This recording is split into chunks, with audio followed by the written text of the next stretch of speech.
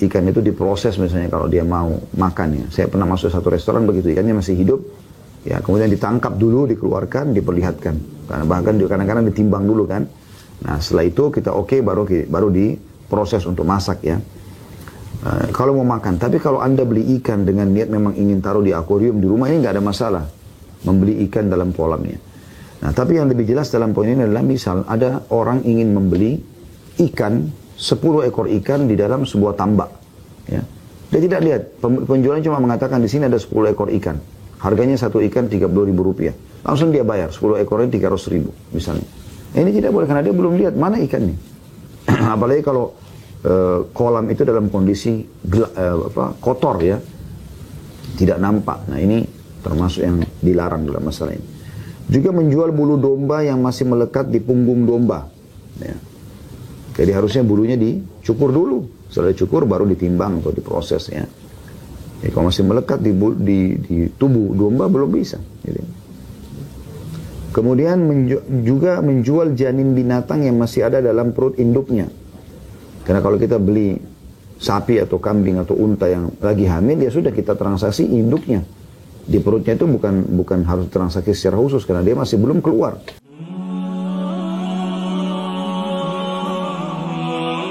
Baik, kita masuk ke tema kita pada kesempatan ini teman-teman sekalian. Semoga Allah berkahi tentang masalah transaksi-transaksi yang dilarang di dalam Islam ya. Ini cukup banyak poin-poinnya. Kurang lebih ada 16 ya transaksi ya. Kita akan masuk insya Allah di halaman 640 bagian pegang bukunya. Materi keempat, macam-macam jual beli yang dilarang. Kata Syekh Abu Bakar Jazair rahimahullah, Rasulullah SAW telah melarang beberapa macam jual beli. Karena di dalamnya terdapat unsur penipuan yang menyebabkan pelakunya memakan harta milik orang lain dengan cara batil. Dan penipuan yang melahirkan kedengkian, perselisihan, dan permusuhan di antara orang-orang muslim. Ini paragraf penting sekali untuk Anda garis bawahi teman-teman sekalian.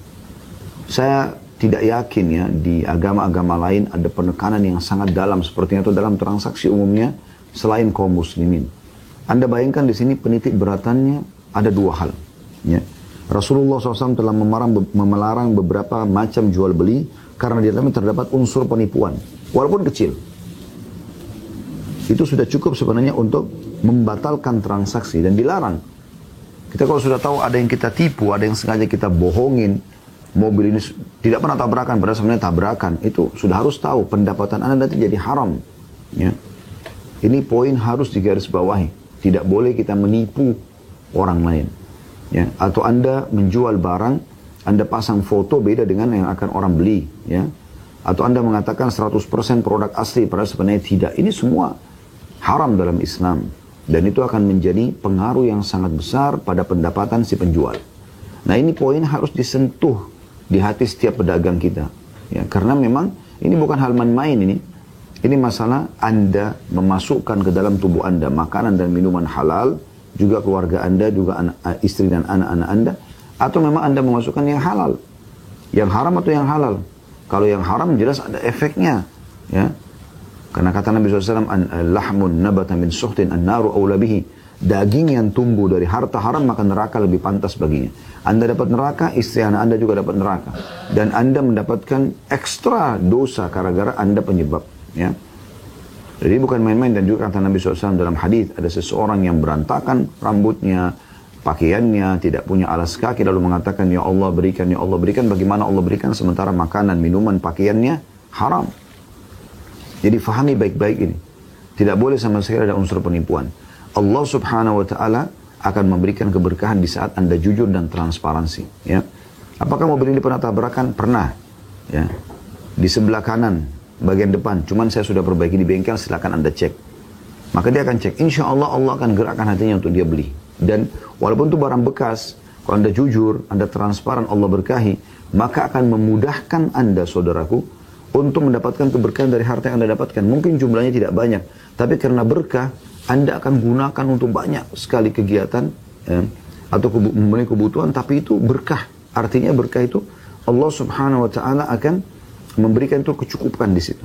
Dibandingkan Anda berbohong dan berdusta, akhirnya yang terjadi transaksi batal. Paling nomor telepon Anda diambil, kemudian ya batal. Ataupun terjadi transaksi, maka itu akan menjadi masalah berat buat Anda karena sudah membawa uang yang haram. Ya, makanya di sini selanjutnya dikatakan, ya, yang menyebabkan memakan harta milik orang lain dengan cara batil. Kalau Anda buat ini, Anda akan makan harta orang haram, walaupun Anda punya produk transaksi. Itu yang pertama ya. Yang kedua adalah bisa melahirkan kedengkian, perselisihan dan permusuhan nanti di antara kaum muslimin, dan ini tidak boleh ada. Karena yang Allah SWT perintahkan kepada kita dalam Al-Quran, ya, innamal mu'minuna ikhwatun fa aslihu baina akhawaikum. Orang beriman itu bersaudara, maka perbaikilah persaudaraan di antara kalian. Kita tidak boleh merusak, ya. Jadi apapun yang bisa merusak ukhuwah atau persaudaraan di antara kaum muslimin, seperti masalah ini menipu, maka ini hukumnya haram. Ini dosa tersendiri lagi. Maka beliau mengatakan, ya, transaksi-transaksi yang dilarang itu diantaranya, yang pertama, jual beli suatu barang yang belum diterima.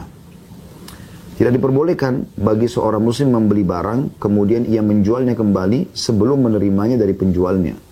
Berdasarkan sabda Rasulullah SAW, "Idza ishtaraita syai'an fala tabi'hu hatta taqbidahu." Jika kamu membeli suatu barang, maka jangan kamu menjualnya kembali sehingga kamu menerimanya terlebih dahulu. Hadis riwayat Ahmad nomor 14.890 dan juga At-Tabarani. Ini banyak terjadi transaksi begini. Dia pesan dari vendornya, itu baru dia pesan, kemudian dia udah jual produk. Belum ada dia terima produknya. Baik, bagaimana kalau produk itu tidak ada? Habis stoknya. Atau datang tidak sesuai warnanya. Atau. Banyak hal. Maka dalam Islam dianjurkan agar pendapatan Anda halal, tidak terjadi perselisihan dan kebencian di antara muslimin, tidak ada manipulasi, ya. Yaitu Anda beri dulu produknya, setelah tiba di tempat Anda transaksi. Itu baru bagus, gitu kan? Udah pasti nggak ada masalah karena produk Anda pun sudah mengeceknya. Oh ya, produk ini sudah bagus, ya. Antara Anda dengan penjual awal, gitu kan? Baru kemudian Anda transaksikan kepada orang lain, ya.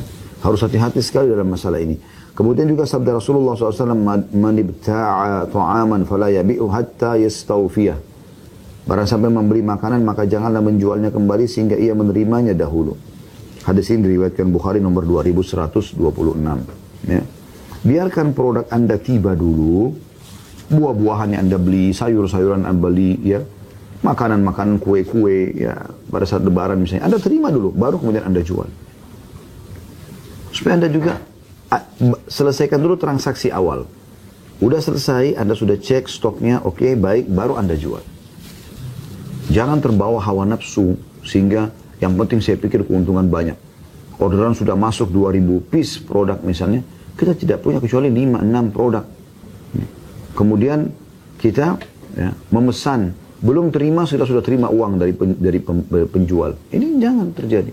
Bagaimana kalau seandainya produknya tidak ada? Ya udah Anda bilang, saya pesan dulu, saya siapkan, kalau sudah ready stock saya akan informasikan. Begitu lebih baik. Anda kalau meninggal tidak ada harta orang di tangan Anda. Karena kalau Anda menerima dulu uang-uang orang, Anda tumpuk dengan harapan nanti Anda akan dapatkan produk itu. Padahal belum tentu. Selama belum tiba di tangan Anda, berarti belum produk Anda. Mungkin kalaupun ada produknya, lagi sementara dikirim, terjadi sesuatu, mobil yang membawanya tabrakan, rusak produknya, dan segala macam hal. Terjadi perselisihan antara Anda dengan penjual awal. Ini kan jadi masalah semua. Akhirnya berentet juga menjadi masalah buat Anda dengan pembeli Anda yang sekarang. Ibnu Abbas berkata radhiyallahu anhuma, aku tidak memperkirakan sesuatu kecuali yang semisal dengannya, ya. Maksudnya, ya, ada produk, kemudian baru aku bayar, gitu ya. Jadi lebih jelas seperti itu. Jadi kalau ada orang yang order, bagaimana Ustaz? Ya order saja, silakan. Tapi saya tidak terima dulu uang. Saya akan orderkan, gitu kan. Tapi kan nanti kalau dia batal tiba-tiba bagaimana? Ya itu resiko Anda berbisnis. Nah, banyak orang berdagang tapi tidak paham perdagangan. Dia mau untung aja terus, tidak mau rugi. Nggak mungkin. Ya. Memang dalam bab jual beli dalam Islam itu memang kita untung rugi harus memang ada. Dan memang ditanggung resiko kalau misalnya kita order sebuah produk, kemudian tidak terjual. Ya itu resiko kita sebagai pedagang. Atau kita ada orang order, kemudian dia tidak jadi beli. Ya sudah, nggak masalah. Kita tawakal kepada Allah, kita anggap itu sebuah cobaan, maka Allah akan datangkan pembeli lain dengan izinnya. Nggak usah khawatir soal itu. Allah punya cara teman-teman mendatangkan pembeli-pembeli. Jadi jangan lepaskan ekonomi Anda, pekerjaan Anda, pendapatan Anda, interaksi Anda dengan agama Islam. Tidak bisa. Ya, kita ini sangat jauh dari sifat sekuler, ya, memisahkan agama dengan negara, dengan interaksi kita dalam keseharian. Enggak. Ya, seakan-akan agama itu hanya pada kebutuhan tertentu saja. Tidak, saudara. Kita bisa lihat sangat detail dalam poin pertama ini, bagaimana ya harus jelas dulu transaksi awal, udah putus, udah Anda cek semua produk-produknya, sudah benar, ya harganya segala macam warnanya, baru kemudian Anda jual, dan Anda jujur apa adanya. Anda jual misalnya, Anda jual gelas warna biru, semua stok Anda biru, Anda bilang stoknya biru, warnanya biru. Kalau nggak ada jangan. Ya. Saya pernah transaksi online, saya melihat cukup bagus, dia gambar, ada gambar misalnya. Pada saat kita klik, maka akan keluar warna-warna pilihan. Yang habis dia mengatakan habis stok. Ini kan bagus, transparansi ya. Sehingga orang nanti membeli produk yang memang ya apa namanya yang ada, dan dia sudah tahu, dia bayar, dia ridho dengan itu. Juga pernah saya temukan ada beberapa penjual yang dia pikir yang penting stoknya dia laku. Pada saat orang pesan misalnya 10 piece barang dengan model dan warna tertentu misalnya, anggaplah warna hitam semuanya. Karena dia punya 9 produk saja, gitu kan. Maka satu produk warnanya lain, misalnya putih. Tapi penjual tidak memesannya. Di sini Anda coba jelaskan dulu kepada pembeli. Ya penjual tidak menjelaskan kepada pembeli, dijelaskan dulu. Penjual telepon pembelinya atau melalui medsos misalnya, kalau produk yang warna ini cuma ada jumlahnya sekian, maka kami akan kirim sesuai dengan jumlah ini, kecuali Anda berminat untuk kami genapkan 10 dengan satu warna putih, setelah yang 9 ada warna hitam. Kalau dia ridho, selesai. Ingat, keberkahan yang terpenting. Keberkahan. Ya, bagaimana seorang muslim mendapatkan keberkahan dari hasil transaksinya. Karena Allah ridho dengan transaksi tersebut. Yang kedua yang tidak boleh, ya, jual beli barang yang sudah dibeli oleh muslim lain. Tidak diperbolehkan bagi seorang muslim membeli satu barang yang telah dibeli saudaranya sama muslim. Misalnya, saudaranya membeli satu barang dengan harga 5 dirham. Lalu seorang muslim berkata kepada penjualnya, kembalikan uang itu kepadanya, niscaya aku akan membeli barang itu darimu seharga 6 dirham. Berdasarkan sabda Rasulullah SAW, La yabi' ba'dukum ala bai'i ba'd. Janganlah seseorang yang antara kamu membeli barang yang telah dibeli oleh orang lain. Hadits ini diriwayatkan oleh Bukhari nomor 2165 dan Muslim 1412. Ini juga transaksi yang biasa kita lihat ya. Semoga Allah selamatkan kaum muslimin dari hal-hal yang haram seperti ini. Jadi kalau ada misalnya contoh, ini supaya mudah difahami. Anda masuk ke satu toko pakaian dan Anda tertarik dengan sebuah baju. Ya. Lalu kemudian Anda mengambil, Anda mau coba, ya, bagus ternyata gitu kan. Tiba-tiba ada orang yang datang menyukai produk yang sama, tapi sudah tidak ada stoknya. Ya. Di sini jadi haram kalau calon pembeli kedua tiba-tiba bilang sama penjual, berapa sih harganya tadi itu? 200 ribu. Baik, batalin aja transaksinya. Saya akan bayar 250 ribu. Maka di sini haram hukumnya penjual membatalkan transaksi sama pembeli pertama hanya karena mengejar keuntungan yang dijanjikan. Dia berdosa kalau dia batalkan itu, dan juga berdosa ya orang yang menawar produk saudaranya itu. Ya, tidak boleh sampai dia membatalkannya. Sampai dia membatalkan. Termasuk adab sederhana sebenarnya adalah, kalau ada saudara kita lagi memegang baju, jangan kita tiba-tiba nyerobot untuk mengambilnya gitu. Kecuali dia sudah meletakkannya, dia tidak mau membeli, baru ada adabnya, boleh Anda mengajukan diri untuk membeli produk tersebut. Nah ini juga poin penting untuk digarisbawahi ya. Ini terjadi pada semua jenis transaksi, seperti orang beli rumah, beli tanah, beli mobil, beli kendaraan lah secara umum ya. Beli apa saja ya. Kalau sudah terjadi transaksi, jangan kita ya, masuk sampai transaksi itu batal.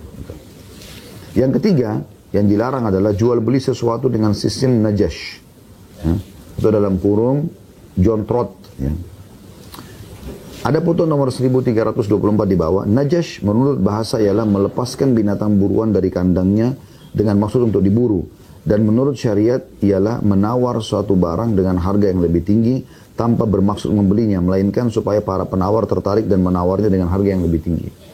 Ini mirip dengan di Pegadaian biasanya. Ya, mudah-mudahan ini tidak terjadi di antara muslimin, tapi ini ada kasus di lapangan. Jadi kalau pada saat dia mau menggade sebuah produk, dia udah meletakkan beberapa orang di situ, ya, di ruangan gadean itu, yang mereka bukan pembeli sebenarnya, tapi orang-orang pegadean itu. Jadi misalnya pada saat dia buka rumah ini, saya akan buka harga dengan 1M misalnya. Maka siapa yang mau tawar lebih? Tiba-tiba ada orangnya dia juga ya, yang di sana mengatakan 1,1. Supaya orang-orang yang bukan, tidak ada hubungannya sama si penjual ini, itu tertarik, oh ternyata ada yang tertarik nih. Nanti ada lagi orangnya dia bicara, oh saya 1,2, ya 1,2, siapa yang bisa lebih? Terusnya begitu. Jadi dia seperti melelang, tapi sebenarnya yang sedang menawar produk itu adalah teman-teman dia sendiri, teman-teman si penjual gitu. Nah ini namanya transaksi najash, ya. Kata beliau, tidak diperbolehkan bagi seorang muslim menawar barang tanpa bermaksud membelinya. Tujuannya hanya supaya para penawar yang lainnya mengikuti untuk menawar tinggi, sehingga mereka tertipu untuk membelinya. Sebagaimana tidak diperbolehkan juga bagi seorang muslim berkata kepada pembeli yang hendak membeli satu barang ini dibelinya dengan harga sekian. Dengan maksud supaya pembeli tertipu, baik hal itu dilakukannya karena bersekongkol dengan sahabatnya atau tidak. Jadi kayak misalnya ada penjual toko baju nih, dia mau jual baju gitu. Masuklah seorang pembeli, di situ misalnya harganya baju itu 1 juta rupiah, misal contoh. Kemudian, ya, tentu harga barang itu tidak seperti itu, sudah ada keuntungannya. Datanglah seorang pembeli yang dia melihat baju itu, dia suka tapi bimbang dengan harga, sepertinya harganya mahal.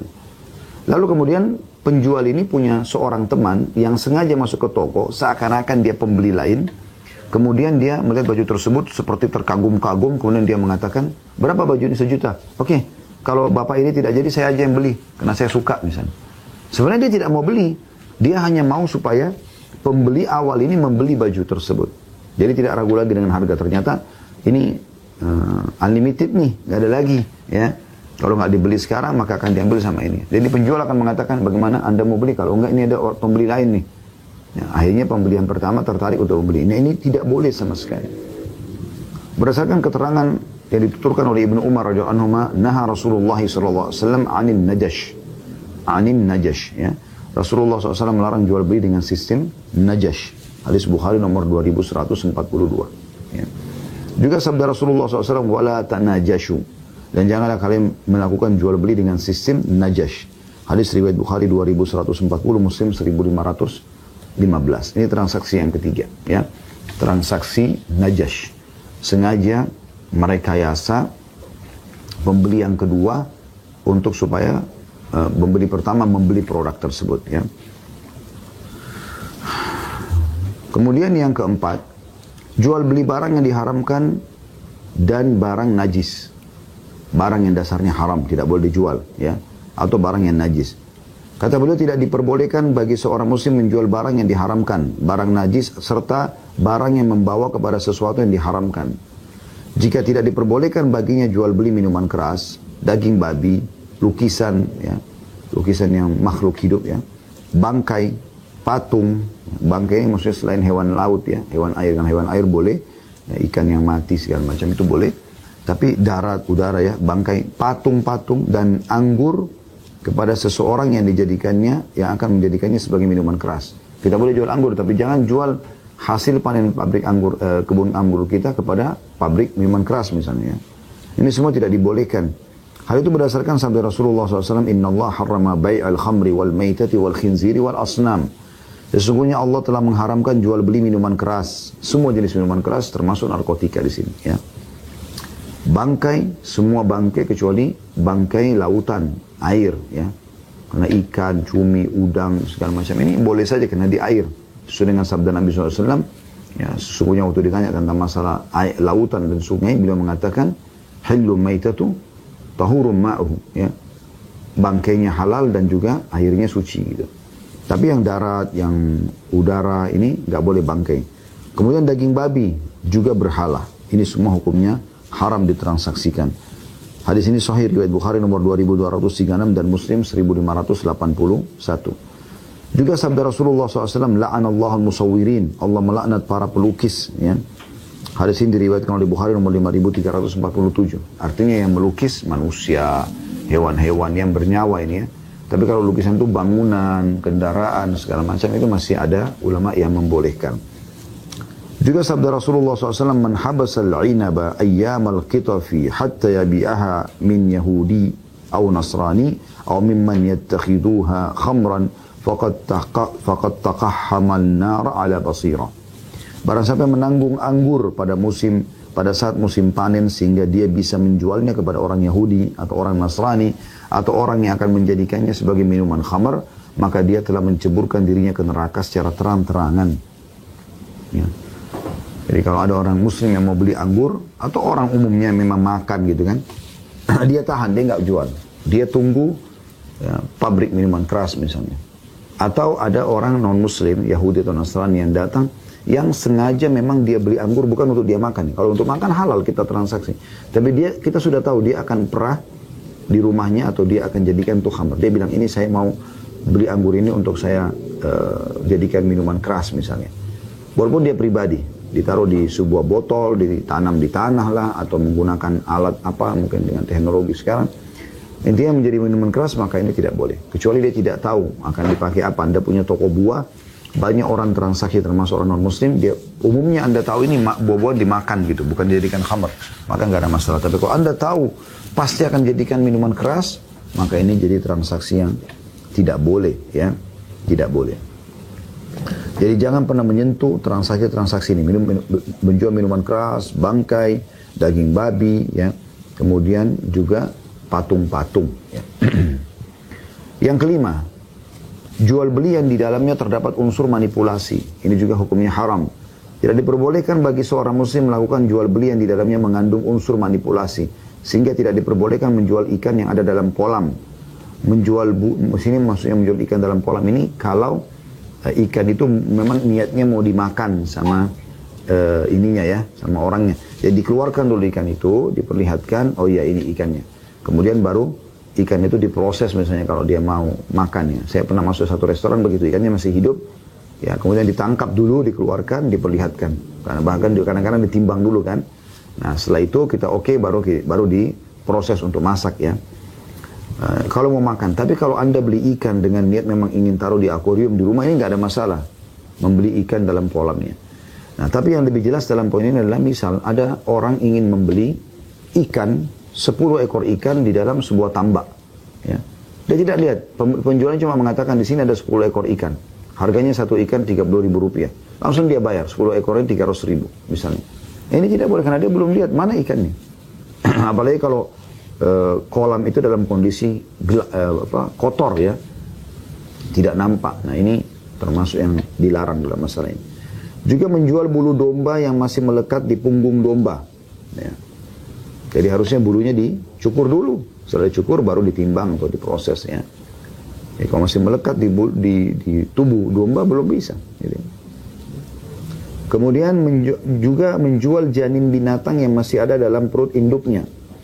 Karena kalau kita beli sapi atau kambing atau unta yang lagi hamil, ya sudah kita transaksi induknya. Di perutnya itu bukan harus transaksi secara khusus karena dia masih belum keluar. Ya. Jadi bisa saja dia mati dalam perut.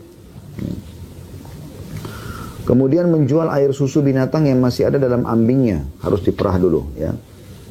Juga menjual buah-buahan sebelum matang. Ya. Kalau buah-buah ini tidak layak dimakan saat dia belum matang. Seperti di Indonesia kan kadang-kadang mangga mengkal ya dipakai buat rujak, itu nggak ada masalah. Karena memang bermanfaat dimakan oleh orang.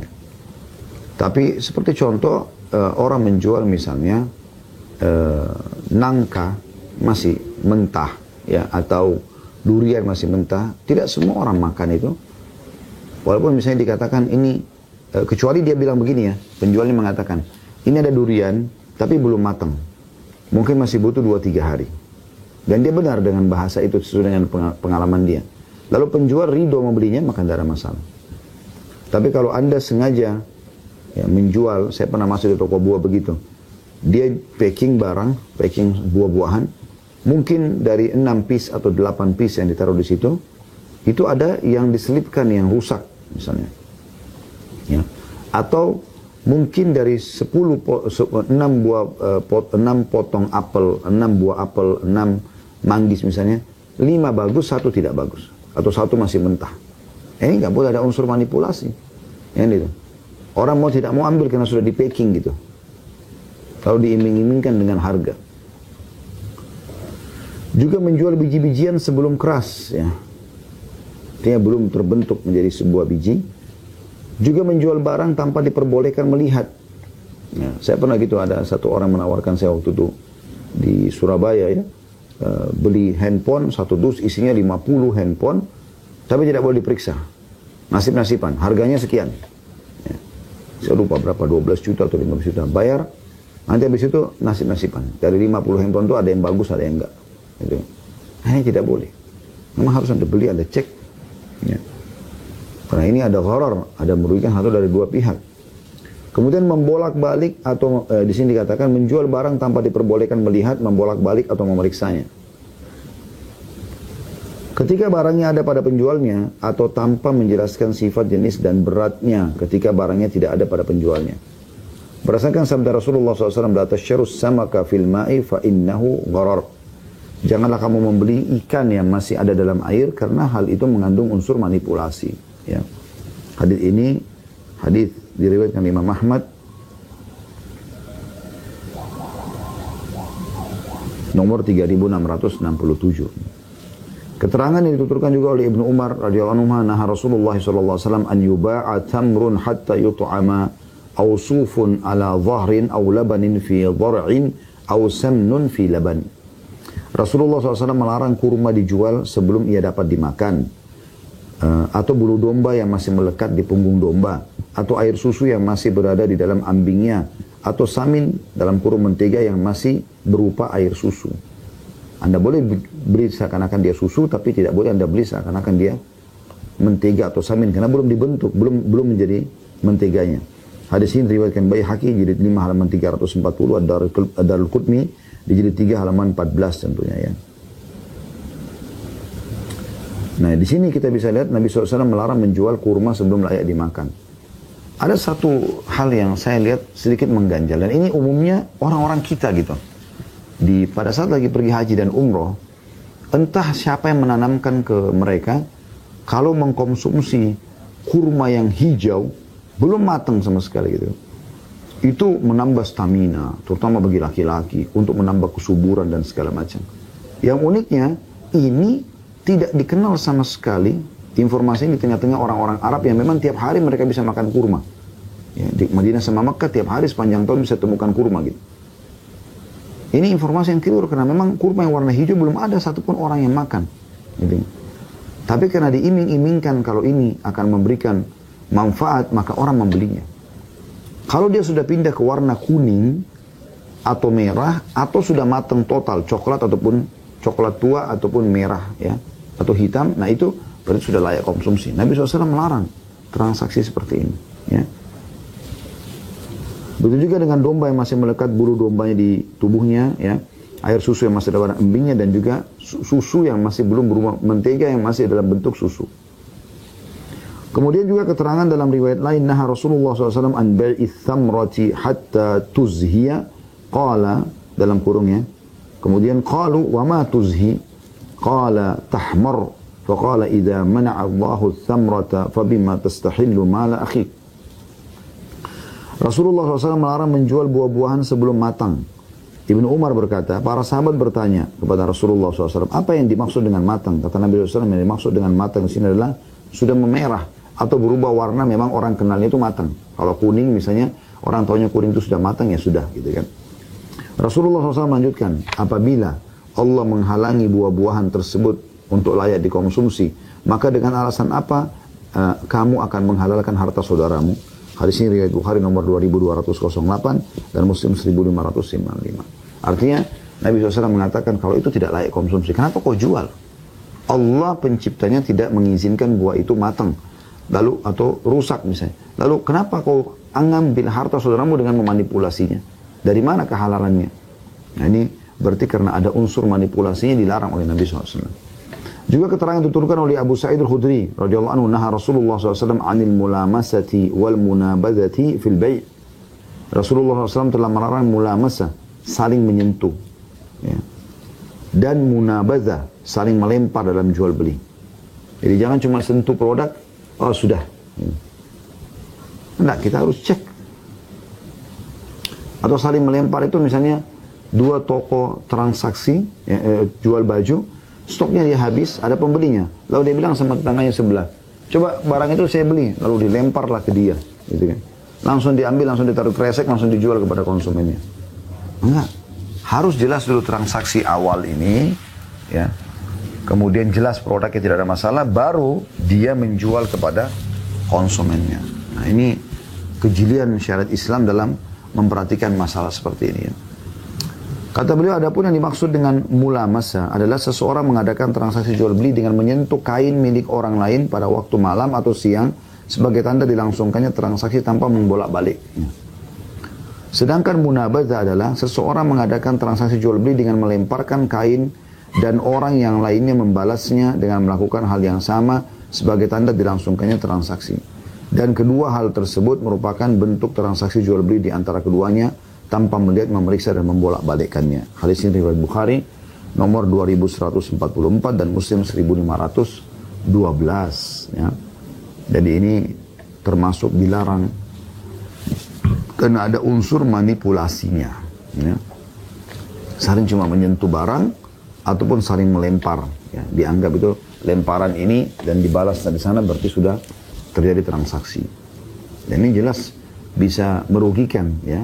Kalau ternyata yang diberikan beda gitu ya. Transaksi yang keenam yang dilarang adalah jual beli dua transaksi dalam satu transaksi. Seorang muslim tidak diperbolehkan mentransaksikan dua transaksi dalam satu transaksi, melainkan ia harus mentransaksikannya dalam transaksi yang berbeda. Karena di dalamnya mengandung unsur kesamaran dan dapat menyakiti atau merugikan muslim lain atau memakan harta dengan cara tidak benar. Ya. Samar aja nggak boleh. Kalau tadi kan poin kelima manipulasi, kalau ini samar gitu. Adapun mentransaksikan dua transaksi dalam satu akad terdiri dari beberapa bentuk.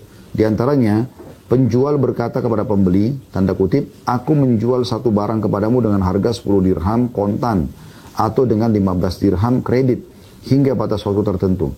Lalu ia melanjutkan transaksi jual belinya, tapi penjual tidak menjelaskan kepada pembeli transaksi mana yang akan dilangsungkan. Jadi di sini penjual mengatakan pada pembeli, aku akan menjual suatu barang tanpa ada jelas ya. Baju kah, makanan kah, mobil kah, dan satu barang kepadamu dengan harga 10 dirham. Kalau kontan. Kalau kamu kredit 15 dirham. Ya, sampai batas waktu tertentu. Tapi di sini penjual tidak menjelaskan kepada pembeli transaksi apa yang dilangsungkan. Produknya apa. Yang jelas saya akan melelang barang nih. Saya akan menjual harga 10 dirham, 10 ribu rupiah kalau Indonesia. 10 ribu rupiah cash, 15 ribu kalau cicil, tapi belum jelas produknya. Saya akan ya memperlihatkan nanti barangnya. Nah ini tidak boleh. Ya. Karena ada kesamaran, tidak jelas produk apa. Mungkin produk itu tidak dibutuhkan oleh si penjual, tapi karena dia mengiming-imingkan kalau ini produk bagus segala macam, kau tidak akan menyesal, maka akhirnya orang jadi terfikir untuk membayar gitu. Contoh lain kata beliau, penjual berkata kepada pembeli, aku jual rumah ini kepadamu dengan harga sekian, dengan syarat bahwa kamu harus menjualnya kembali kepadaku dengan harga sekian dan sekian. Ya, ini tidak boleh. Ini juga ada sesuatu yang aneh di sini. Belilah rumah ini 1 miliar, tapi nanti sebulan lagi kau harus jual kepada saya juga dengan harga 1 miliar atau 900 juta. Ini nggak boleh. Anda kalau sudah jual barang Anda, maka sudah dan dia sudah terjadi transaksi, berarti sudah milik pembeli. Dia mau jual sama siapapun tidak ada masalah, hak dia. Tidak bisa Anda berikan syarat dari awal nanti harus jual ke saya lagi. Contoh lain lagi, kata beliau, seorang penjual menjual salah satu dari dua buah barang yang berbeda dengan harga 1 dinar dan akad pun dilangsungkan. Nah. Tetapi pembeli tidak mengetahui barang yang mana dari kedua barang tersebut yang telah dibelinya. Jadi misalnya penjual mengatakan, ini 2 barang nih ya, silakan transaksi ya. Tapi belum jelas barang mana yang akan dipilih. Ditentukan bahwasanya ini akan dipilih. Tiba-tiba saya dari transaksi ini tidak boleh. Jadi kayak ada 2 transaksi di sini yang tidak jelas ya, samar gitu. Ya. Hal itu berdasarkan keterangan dalam sebuah riwayat annahu sallallahu alaihi wasallam naha an bai'ataini fi bai'ah. Bahwasanya Rasulullah SAW telah melarang 2 transaksi jual beli dalam satu transaksi. Hadis ini diriwayatkan Ahmad nomor 9301, Tirmidzi nomor 1231 dan hadis ini dikategorikan hadis yang sahih, ya. Jadi ini termasuk dilarang oleh Nabi alaihi salatu wassalam, ya. Dan insyaallah bahasan kita akan cukup sampai di sini, sampai 6 jenis transaksi yang dilarang, dan kita akan masuk insyaallah transaksi yang ke-7 dan seterusnya di pertemuan akan datang.